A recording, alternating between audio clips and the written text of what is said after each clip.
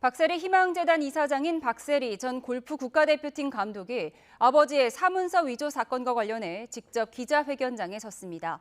아주 오래전부터 이어진 아버지와 관련된 여러 일도 언급했는데 끝내 오늘 회견에서는 눈물을 흘렸습니다. 자세한 내용 알아보겠습니다. 이대건 기자. 네, 이대건입니다. 네, 박세리 전 감독이 기자회견을 자처한 이유가 과도한 해석 때문이라고 했는데 먼저 이 부분에 대해서 설명한 거죠. 네, 그 부분을 구체적으로 밝혔습니다. 박세리 전 감독은 오늘 기자회견에서 사실 부분과 그렇지 않은 부분을 짚고 넘어가고자 기자회견을 자처했다고 말문을 열었습니다. 비교적 차분한 모습이었습니다. 아버지 사건과 관련해선 박 전 감독 변호인이 주로 설명했는데요. 기자회견장에서 재단의 진짜 도장과 위조된 도장을 직접 보여주며 위조된 사실이 분명하다는 점을 강조했습니다. 변호인은 이전에도 밝혔듯이 재단은 비영리 단체인 만큼 정관상 학교를 설립하거나 운영할 수 없다는 점을 분명히 했습니다. 그러면서 국제 골프 스쿨과 박세리 국제학교를 유치하거나 설립할 계획은 물론 예정도 없다고 강조했습니다. 재단은 새만금 개발청에 확인 요청을 받고 나서야 위조 사실을 뒤늦게 알게 됐다고 덧붙였습니다.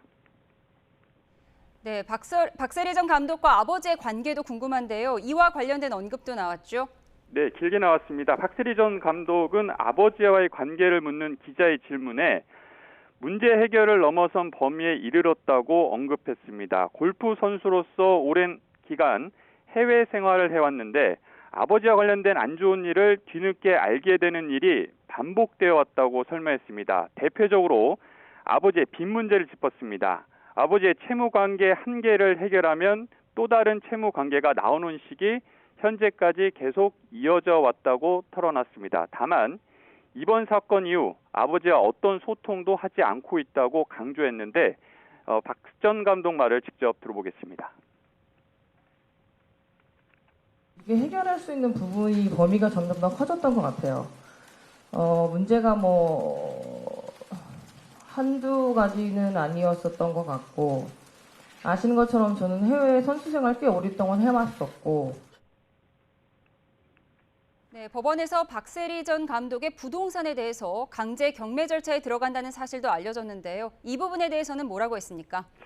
네, 그거는 기자회견 전에 한 여성지를 통해 알려진 사실이죠. 최근 박 전 감독이 소유한 대전 유성구 부동산 두 곳에 대한 강제 경매 개시 결정이 내려졌고 한 곳은 박 전 감독 거주지로 방송에 소개되기도 했습니다. 다른 한 곳은 박 전 감독 부모가 거주하고 있고요. 이와 관련해 박 전 감독 변호인은 경매 관련은 아버지의 위조 사건과 별개로 사인 간의 법적 문제 때문이라고 설명했습니다. 박 전 감독도 이 부분은 잘 해결될 것이라고 밝혔는데요. 직접 들어보겠습니다. 제 명의로 다 집을 인수했기 때문에 전혀 법적으로 문제가 되진 않는데 언론에서는 모든 게 더 확정된 것처럼 신변으로 올라와서 모든 게 경매에 넘어갔다 등등 좋지 않은 기사로 굉장히 네, 그럼 박 전 감독 아버지에 대한 수사는 현재 어떻게 진행되고 있습니까?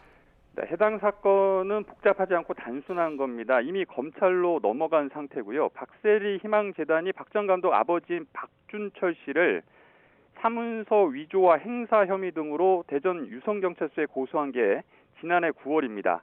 경찰이 9달간 수사를 거쳐 최근 박 씨 사건을 기소 의견, 그러니까 죄가 있다는 의견을 담아서 검찰에 송치한 겁니다. 이 형사사건 자체는 법적으로 복잡하지 않기 때문에 결과가 나오는 데는 그리 오래 걸릴 것 같지 않습니다. 지금까지 YTN 이대건입니다.